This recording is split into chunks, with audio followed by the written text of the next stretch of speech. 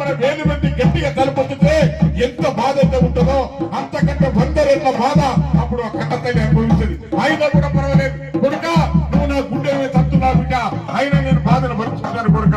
కానీ కొడుక, నీ బుడిబుడి పాదాలు కొడుక, నీ రక్తం పాదాలు బిడ్డ, నీ పాదాలు కందిపోతాయి నాయన, నీ పాదాలు జాగ్రత్త కొడుక అని చెప్పి ఆ దేవుళ్ళకు మొరబెట్టుకుంటూ ఏడుతా ఉంది కన్న తల్లి. ఓ శంకర భగవంత నారాయణ, నా కొడుకు 2 పాదాలతో నా గుండెల మీద తప్పుతున్నాడయ్యా, నేను భరించుకుంటున్నాను తండ్రి, కానీ నా కొడుకు పాదాలు కందిపోకుండా కాపాడుకో దేవుడా అని చెప్తా ఉంటుంది కన్న తల్లి. అంత గొప్పది. ఒక్కసారి గట్టిగా చెప్పండి కూడా అందరూ కూడా మరొకసారి. కడుపులోన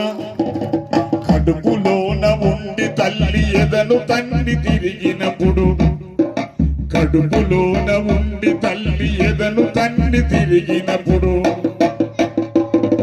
కన్నీళ్లను కళ్ళలోనే కుక్కి దాచి పెట్టే గదరా, కన్నీళ్లను కళ్ళలోనే కుక్కి దాచి పెట్టే గదరా, కన్నీళ్లను కళ్ళలోనే కుక్కి దాచి పెట్టే గదరా. అంత బాధ వచ్చినా అంత నొప్పి వచ్చినా కూడా ఒక కన్నీటి చుట్టను కూడా కన్ను రెప్ప దాటి బయటికి రాకుండా ఆ కళ్ళల్లో ముక్కి దాచిపెడుతుంది కన్న తల్లి.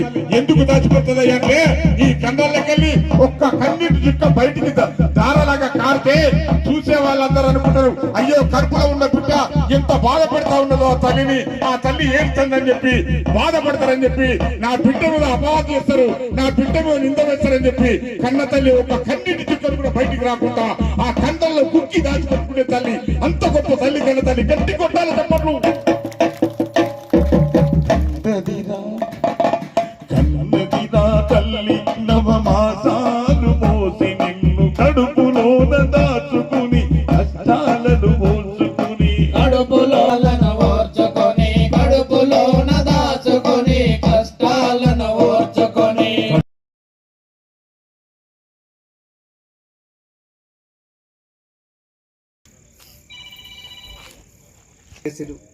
ఇంకా కూడా అందరికీ మాటల ద్వారా చెప్తే, నోటి ద్వారా చెప్తే అర్థం కాకపోవచ్చు అనే ఉద్దేశంతో ప్రతి విలేజ్లోకి వెళ్ళి గ్రామానికి వెళ్ళి అక్కడ ఉన్న ప్రజలకి పాటల ద్వారా కళా రూపాల ద్వారా తెలియజేస్తే ఎక్కువ మందికి చేరుతుందని చెప్పే ఉద్దేశంతో ఒక కళా బృందం ద్వారా గౌరవ సిపి గారు మీ అందరికీ తెలియజేసే ఉద్దేశంతో ప్రతి నెల ఒక గ్రామంలో మన పొల్యూషన్ లిమిట్స్లో ఏదో ఒక గ్రామంలో చేయాలని చెప్పి చెప్పడం జరిగింది.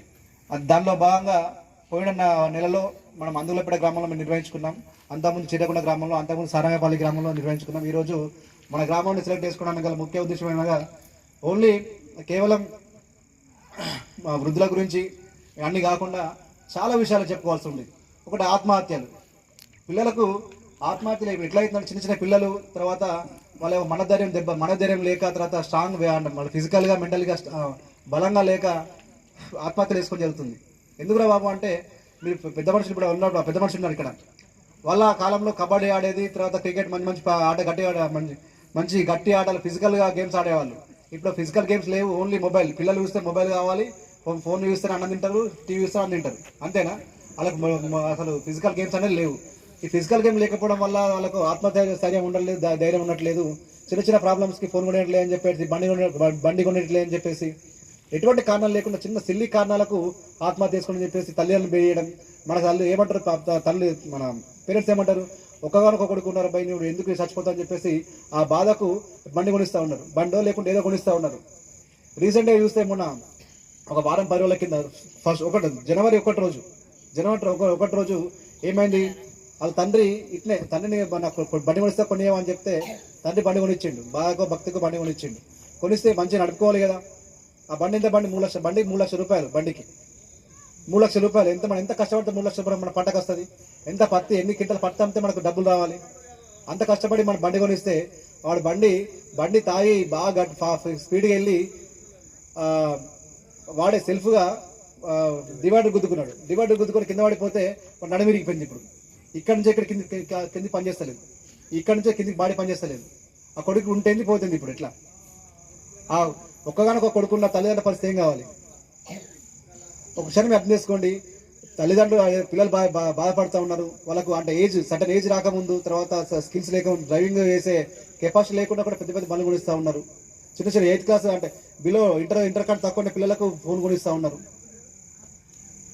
వాళ్ళు ఏదో మనం భయపడుతారని చెప్పేసి ఇది చేయడం వల్ల మళ్ళీ ఎటు తిరిగి మళ్ళీ మనకి నష్టం జరుగుతా ఉందా జరుగుతలేదా? ఎన్నో జరిగిపోయినాయి. ఇంకొకటి ఇది చూడ తాండూరులో బండిగా ఎట్నే వాళ్ళ తండ్రి రైల్వే